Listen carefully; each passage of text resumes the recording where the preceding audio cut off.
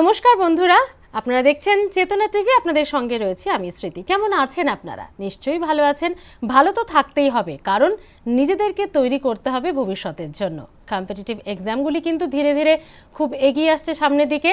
হাতে সময় কম, rice education রয়েছে আপনাদের সঙ্গে, তাই প্রিপারেশনের কোনো টেনশন নেই। আর আজ যে বিষয়ে আমরা আলোচনা করব, কম্পিটিটিভ এক্সাম মানে সেন্ট্রাল গভর্নমেন্ট হোক বা স্টেট গভর্নমেন্ট, দুটি ক্ষেত্রে আমরা দেখেছি এই সাবজেক্টটি কিন্তু অত্যন্ত গুরুত্বপূর্ণ স্টুডেন্টসদের ক্ষেত্রে হয়ে ওঠে। আজ আমরা থাকব জেনারেল ইন্টেলিজেন্স সাবজেক্ট নিয়ে আলোচনায়। সঙ্গে থাকছেন, ক্লাস নিচ্ছেন, আপনাদের পরিচয় করিয়ে দিই। রাইস এডুকেশনের তরফে রয়েছেন আমাদের সঙ্গে স্যার দেবজ্যোতি রায়। স্যার, আপনাকে স্বাগত রাইস অনলাইন ক্লাসে।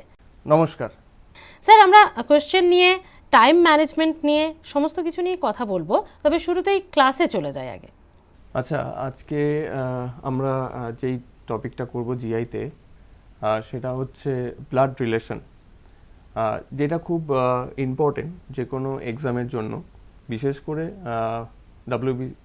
ডাব্লিউবিসিএস বা রেল বলো বা এসএসসি বলো, যে কোনো এক্সামের জন্য, ব্যাংকে তো আসেই, যে কোনো এক্সামের জন্য খুব ইম্পর্টেন্ট একটা চ্যাপ্টার। তো এই ব্লাড রিলেশন করতে গেলে বা ব্লাড রিলেশনের ব্যাপারটা কি কি টাইপের হতে পারে সেটা আমরা আজকে একটু আলোচনা করব। তো আজকে যেটা আমরা করছি সেটা হলো ব্লাড রিলেশন।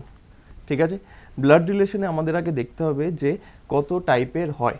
ঠিক আছে, 1 নম্বর সেটা হচ্ছে ব্লাড রিলেশন হয় পাজল বেস। ঠিক আছে, আমি পুরোটা লিখছি না, জাস্ট জিনিসটা বোঝানোর জন্য আমি লিখছি যে পাজল বেস মানে যেটাকে আমরা ফ্যামিলি ট্রি বলি। ঠিক আছে, সেরকম আমাদের ওই স্টেপ বাই স্টেপ এগুলোকে আমাদের করতে হবে। সেকেন্ড হয় কনভারসেশন। কনভারসেশন, আগেরটা পাজল হলো, এটা হচ্ছে কনভারসেশন। কনভারসেশনকে আবার অনেকে ওয়ান লাইনারও বলে থাকে। ঠিক আছে, আর থার্ড হচ্ছে কোডেড ব্লাড রিলেশন। ঠিক আছে, এই তিনটে টাইপের মেইনলি আমাদের ব্লাড রিলেশন হয়ে থাকে। ঠিক আছে, এই তিনটে টাইপের বাইরে আর কিছু থাকে না সেরকম। তবে এই পাজল বেসটা, পাজল বেসটা যে কোনো এক্সামের জন্য খুব ইম্পর্টেন্ট। আর এই কনভারসেশন যে পার্টটা, সেটা মেইনলি আসে হচ্ছে ধরো ডাব্লিউবিসিএস প্রিলি বলো, মেন্স বলো, তারপরে হচ্ছে ধরো এসএসসি, রেল, এগুলোর ক্ষেত্রে খুব ইম্পর্টেন্ট। কোডেড ব্লাড রিলেশনটা একটু ইজি, ঠিক আছে, এবং একটু টাইমটা বেশি লাগে। তাই জন্য এইটা যদি কোয়েশ্চেন খুব ইজি হয় তবেই দেবে, না হলে দেবে না। এই দুটো খুব ইম্পর্টেন্ট, এই দুটো পার্ট খুব ইম্পর্টেন্ট। ঠিক আছে, তাহলে আমরা এবার এই যে পাজল বা কনভারসেশন বা কোডেড, এগুলো কীরকম টাইপের হয় সেগুলো একটু দেখব। দেখো, প্রথমে বলি, ধরো আমার কোডেডটা 1 নম্বর যেটা আমরা পাজল যেটা বলছিলাম, সেটার ক্ষেত্রে কীরকম টাইপের থাকতে পারে। যেমন বলতে পারে যে A B C D E F, এই 6 জন একটা ফ্যামিলি মেম্বার, এই 6 জন একটা ফ্যামিলি মেম্বার। ঠিক আছে, তাহলে এটাকে আমরা কিভাবে ফ্যামিলি ট্রি হিসেবে সাজাবো সেটা আমাদেরকে একটু দেখতে হবে। ধরো একমায় বলতে পারে যে A and B are married couple, A and B are married couple, তাহলে কিভাবে আমরা সাজাবো জিনিসটাকে। ধরো বললো A and B are married couple. ঠিক আছে, এইবার বললো A being a male member, A being a male member, তাহলে আমরা এ ঠিক ওপরে প্লাস সাইন দেব, তাহলে বি ডেফিনেটলি কি হয়ে যাবে, মাইনাস সাইন। ঠিক আছে, এইবার এই দুজনকে আমাকে ম্যারিড কাপল বানাতে হবে, রাইট। তাহলে আমরা এইভাবে জিনিসটাকে বোঝাতে পারি যে এরা দুজন হচ্ছে ম্যারিড কাপল। ঠিক আছে, এইবার এ অ্যান্ড বি ম্যারিড কাপল হয়ে গেল, এবং এ হচ্ছে প্লাস, বি হচ্ছে মাইনাস, কারণ এ হচ্ছে মেল মেম্বার, বি হচ্ছে ফিমেল মেম্বার।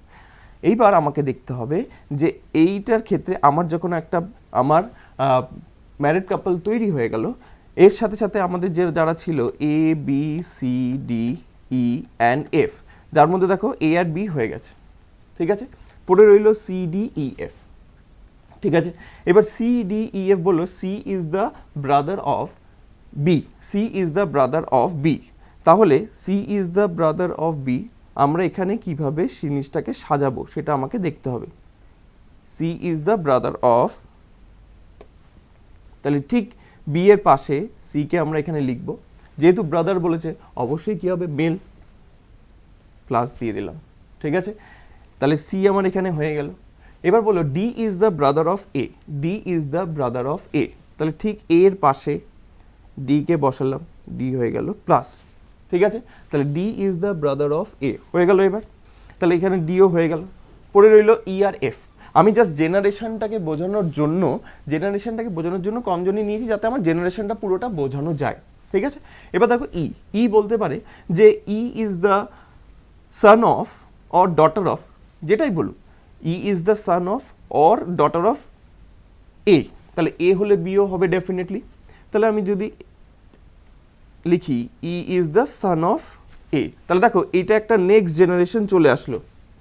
যদি দেখতে পাচ্ছ যে এখানে ই একটা নেক্সট জেনারেশন চলে আসলো, তাই তো। এইবার ই হয়ে গেল। এবার বললো F is the mother of A, F is the mother of A, তাহলে দেখো ঠিক এখানে এফকে আমরা লিখে দিলাম আর এফ হয়ে গেল মাইনাস, ঠিক আছে। তাহলে এখানে দেখো তো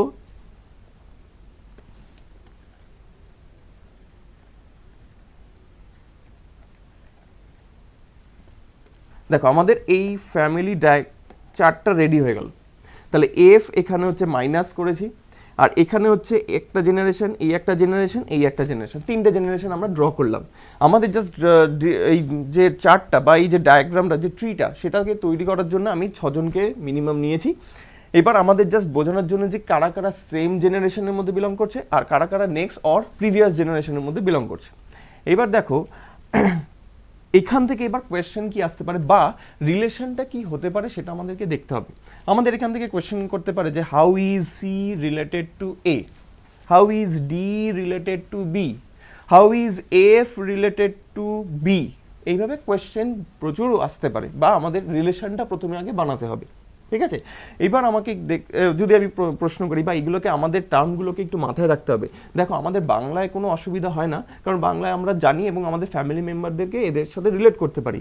কিন্তু ইংলিশে আমাদের এই টার্মগুলো একটু জানতে হবে, কারণ আমাদের যদি এসএসসি এক্সাম দিতে হয়, রেল দিতে হয়, তখন আমাদের দেখতে হবে, হ্যাঁ যেহেতু ওয়েস্ট বেঙ্গলে যদি এক্সামগুলো দাও স্টেট লেভেলের, তখন কি বাংলায় কোয়েশ্চেন থাকে, ঠিক আছে। কিন্তু এসএসসি ক্ষেত্রে, স্টাফ সিলেকশনের ক্ষেত্রে বা রেলের ক্ষেত্রে যখন তুমি বিশেষ করে এসএসসি, রেলেও এখন গ্রুপ ডির ক্ষেত্রে বাংলায় কোয়েশ্চেন হয়, কিন্তু এসএসসির ক্ষেত্রে কি হয়, হিন্দি আর ইংলিশ। তাহলে তোমাকে ইংলিশ টার্মটা জানতেই হবে যদি সর্বভারতীয় ক্ষেত্রে তোমাকে পরীক্ষায় নামতে হয়, ঠিক আছে। তাহলে এখানে দেখতে হবে যে ধরো আমি যদি কোয়েশ্চেন এখানে আমি নর্মালি যদি আমরা এটাকে রিলেট করি যে ডি আর বি এর মধ্যে রিলেশনটা কী হবে, রাইট। তাহলে এখানে আমরা বলতে পারি যে how is D related to B, question থাকতে পারে। How is B related to D, এইভাবে কোয়েশ্চেন থাকতে পারে। তাহলে আমরা যদি নর্মালি ভাবি যে ডি বি এর কে হয়, তাহলে আমরা বলবো যে ডি হচ্ছে তোমার এর ভাই হচ্ছে, রাইট। তাহলে এইভাবে আমরা কি করতে পারি, যেটা বাংলায় আমরা নর্মালি বলে থাকি সেটা হচ্ছে দেওর বলা হয়ে থাকে, তাই তো। কিন্তু এগুলো আমাকে ইংলিশে কি করতে হবে, ব্রাদার ইন ল, ঠিক আছে। আচ্ছা, আবার উল্টো দিক থেকে যখন বলবো যে how is B related to D, তার মানে কি দাদা বা ভাইয়ের বউ, তাই তো। তাহলে সেখানে ক্ষেত্রে আমাদের সেটা কি হয়ে যায়, বৌদি আমরা যেরকম নর্মালি বলে থাকি, রাইট। কিন্তু আমাদের এখানে কি করতে হবে, সিস্টার ইন ল, এগুলোকে মাথায় নিতে হবে বা এগুলোকে একটু জানতে হবে, ঠিক আছে। আচ্ছা, তারপরে আবার যদি কোয়েশ্চেন করা হয় how is C related to A or how is A related to C, ঠিক আছে। তাহলে আমরা বাংলায় কীরকমভাবে সেটাকে বলবো, যে ধরো এ হচ্ছে সি এর কে হবে, তাহলে আমরা অবশ্যই বলবো সে হচ্ছে বোন বা দিদির বর, তাই তো। তাহলে আমরা এটাকে কি বলবো, সেটাকে আমরা বলবো জামাইবাবু। তাহলে ইংলিশের ক্ষেত্রে কি হবে, ব্রাদার ইন ল। আবার same how is C related to A, তাহলে কি হচ্ছে, সে হচ্ছে ভাই হয়ে যাচ্ছে, মানে আমার যে ওয়াইফ মানে বউ তার ভাই হয়ে যাচ্ছে। তাহলে এই ক্ষেত্রে কি হয়ে যাবে, ইংলিশের ক্ষেত্রে সেটাও ব্রাদার ইন ল, ঠিক আছে। এইবার দেখো বাংলায় অনেকগুলো ভাগ আছে বা অনেকগুলো টার্ম আমরা ইউজ করি বা আমরা ডাকি, কিন্তু ইংলিশে দেখো দুটোর ক্ষেত্রেই কিন্তু ব্রাদার ইন লই হলো। তাই ইংলিশ নিয়ে অতটা চিন্তা করার কিছু নেই, তবে টার্মগুলো একটু জানতে হয়, ঠিক আছে। আরেকটা জিনিস মাথায় রাখবে, যেমন ধরো আমি বলছি যে আমি যদি এখানে 6 জনকে নিয়ে করেছিলাম, তাই তো, আরেকজনকে আমি যদি জি এইচ এদেরকে আরও অ্যাড করছি। এবার আমি যদি বলি যে G is the daughter of C, G is the daughter of C, right. আচ্ছা, এইখানে দেখো G is the daughter of C আমরা করেছি। এখানে ই আর জি এর মধ্যে যদি রিলেশন বের করি, ই আর জি এর মধ্যে যদি আমরা রিলেশন বের করি, তাহলে দেখো তো এরা দুজন কি হচ্ছে, ই এর হচ্ছে যে আঙ্কেল হচ্ছে তার ডটার, তাই তো, মানে আমরা যেটা নর্মালি বলতে পারি মামা, মামার মেয়ে হচ্ছে, তাই তো, মামা তো বোন যেটা আমরা বলে থাকি। তাহলে এই ক্ষেত্রে ইংলিশের ক্ষেত্রে কি হবে, নিজের ভাই বোন বাদ দিয়ে, নিজের ভাই বোন বাদ দিয়ে বাকি যা হবে সবই কি হয়ে যাবে, তোমার কাজিন হবে। ঠিক আছে, তাহলে এই টার্মগুলোকে কিন্তু মাথায় রাখতে হবে। বিশেষ করে দেখো আমাদের যারা স্টুডেন্ট থাকে তাদের মোটামুটি যারা একটু ধরো জেলা থেকে আসে, তাদের কিছু কিছু জনে আমরা ক্লাস করাতে করাতে বা এটা একটু সমস্যা হয়, তাদের যেই টার্মগুলো তাদের একটু অসুবিধা থাকে। ঠিক আছে, এবং তার জন্যই বলি যে এইগুলো তোমাদেরকে আস্তে আস্তে একটু শিখতে হবে বা জানতে হবে, আর কিছু না, জেনে নিলেই দেখবে তারপরে আস্তে আস্তে নিজের মতো তুমি সেটাকে পড়ে নিতে পারবে। ঠিক আছে, তো এইবার ধরো যদি জি হয়ে গেল, এইচ এর রেসপেক্টে যদি আমি একটা কোশ্চেন করি যে H is the sister of E, H is the sister of E. ঠিক আছে, তাহলে এখানে দেখো ই আর এইচ এটা কি ব্রাদার সিস্টার দুজনে, কিন্তু এইচ এর সাথে আবার যদি জি এর রিলেশন করি তাহলেই দেখো আবার সেটা কি হয়ে যাচ্ছে, কাজিন হয়ে যাচ্ছে। সেটা কাজিন ব্রাদার বলতে পারে, কাজিন সিস্টার বলতে পারে, সেটা পরে, কিন্তু নর্মালি কাজিন থাকবেই। ঠিক আছে, তো নিজের ভাই বোন বাদ দিয়ে, নিজের ভাই বোন বাদ দিয়ে বাকি যে কোনো, সেটা তোমাদের বাংলায় যেটাকে আমরা বলে থাকি বা আমি যেটা বলে থাকি যে তোমাদের বোঝার সুবিধার্থে, যে কোনো তুতো মানে মাস্তুতো, খুড়তুতো, জ্যাঠতুতো, পিস্তুতো, এরকম যে ভাই বোন তারা সবসময় কাজিন হবে। এইভাবে মাথায় জিনিসটাকে রেখে দাও। ঠিক আছে, আচ্ছা এইবার হচ্ছে এই পার্টটা দিয়ে আর এই পার্টটা দিয়ে আমরা আরও কি রিলেশন করতে পারি, যেমন how is E related to C, how is E related to C, এটা আমাকে বের করতে বলেছে। How is E related to C, E C এর কে হয়। এবার এটা আবার মাথায় রাখতে হবে, ধরো তোমার দিদি, তোমার দাদা, তোমার ভাই এবং তোমার বোন, তাদের যদি ছেলে থাকে মানে মেল, তাহলে কি হবে, সেটা নেফিউ হবে। এইভাবে মাথায় রাখতে পারো। আবার বলতে পারে যে তোমার দিদি, তোমার দাদা, তোমার ভাই এবং বোন, তার যদি মেয়ে হয় তাহলে কি হবে, নিস। যেটা আমরা দেখো এমনি বাংলায় বলে থাকি যে ভাইপো, ভাইজি, ভাগ্নে, ভাগ্নি, এইভাবে বলে থাকি। তো ঠিক সেরকম এই টার্মগুলো যখন আমাদের জানা আছে, তাহলে এই টার্মগুলোকেও আমাকে জানতে হবে যে কি করে ধরো দাদা, ভাই, দিদি, বোন, তাদের ছেলে হলে নেফিউ আর মেয়ে হলে হচ্ছে নিস। এই টার্মগুলোকে আমাকে জানতে হবে। হলো, আচ্ছা এইটা এই জেনারেশনের সাথে এই জেনারেশনটা আমরা করলাম। ঠিক আছে, এইবার চলে যাই এই জেনারেশন থেকে একটা জেনারেশন গ্যাপ করে পরেরটা, এবং এখান থেকে এই জেনারেশনটা এফ থেকে ই কি, সেটা হচ্ছে দেখো একটা বাদ দিয়ে আরেকটা জেনারেশনে আমরা চলে যাচ্ছি, রাইট। তাহলে এখানে দেখো তো যে যদি বলে how is E related two F, E F এর কে হয়, তাহলে আমরা এখানে বলতে পারি যে এফ থেকে আমরা কোথায় আসছি, ইতে আসছি, মানে কি ডিকে পেরিয়ে আসছি।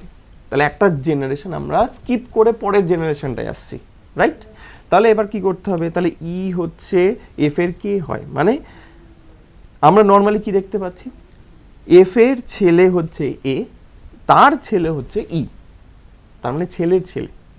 তাহলে আমরা কি বলে থাকি, ওটাকে নাতি বলে থাকি। তার মানে ইংলিশে সেটা কি হয়ে যাবে, গ্র্যান্ড সান। ঠিক আছে, ঠিক উল্টো দিক থেকে যদি আমরা কোশ্চেন করি যে how is F related to E, ঠিক আছে, তাহলে how is F related to E যদি বলে, তাহলে আমরা এরকম করতে পারি যে বাবা তার মা, তাহলে আমাদের কি হয়, ঠাম্মা হয়। তাহলে এখানে কি হয়ে যাবে, গ্র্যান্ড মাদার। এবার একটা জিনিস বলি, বাবার দিক থেকে হলে প্যাটার্নাল বলে থাকে এবং মায়ের দিক থেকে হলে ম্যাটার্নাল বলে থাকে। ঠিক আছে, তাহলে আমাদের দুটো পার্ট হয়ে যাচ্ছে, মাদারের রেসপেক্টে ম্যাটার্নাল, ফাদারের রেসপেক্টে প্যাটার্নাল। ঠিক আছে, তাহলে এই হচ্ছে আমাদের নর্মাল বেসিক স্ট্রাকচার, যে এবং এখান থেকে আমাদের কি রিলেশন আসে এবং সেটা আমাদেরকে বের করতে হয় যে এই বেসিক স্ট্রাকচার থেকে কীরকম কোয়েশ্চেন আসতে পারে। এর বাইরে বা এর থেকে এক্সট্রা আরেকটা জেনারেশন দিলেও দিতে পারে, সেটা রেসপেক্টে গ্রেট গ্র্যান্ডসান হয়ে যাবে, এবং তার উল্টো দিক থেকে যদি বলি great grand father or mother, যেটা খুশি বলবে। এর বাইরে আর কিছু এর এক্সট্রা আর কিছু তোমাকে বলবে না। এবার এই টাইপের কোশ্চেনগুলোর ক্ষেত্রে সেটা হচ্ছে যদি ব্যাংকে কোশ্চেন আসে, ব্যাংকে এটা যেহেতু পাজল রিলেটেড, ব্যাংকে যদি আসে এটার সাথে ব্যাংকে অ্যাড করে দেবে একটা হচ্ছে ক্লাসিফিকেশন অ্যাড করে দেবে,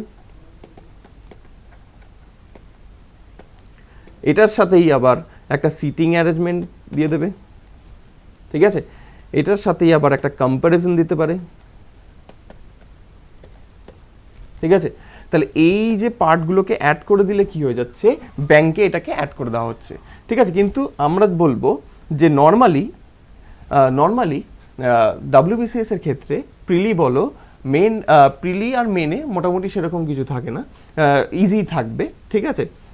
যত এতদিন যা কোয়েশ্চেন টোশ্চেন এসছে ইজি থাকবে, এই পার্টটার কথা বলছি, হ্যাঁ। আর প্রিলিতে তো একদমই সোজা থাকে, একদম এক দুটো লাইনে দিয়ে দেওয়া থাকে, একদমই ইজি থাকে। তো এইভাবে আমরা এই স্ট্রাকচারগুলোকে বানাতে পারি এবং এখান থেকে আমরা কোয়েশ্চেনগুলোকে করতে পারি। তোমরা কি করতে পারো, এই যে রিলেশনগুলো একটু দেখে নিতে পারবে, ঠিক আছে, দেখে নেবে তাহলে একটু সুবিধা হবে, ঠিক আছে। তাহলে আমরা এই পার্টটা আমরা এই পাজল যে পার্টটা সেটা আমরা এখানে স্ট্রাকচারটা কিভাবে হলো সেটা আমরা কিন্তু দেখে নিলাম, ঠিক আছে।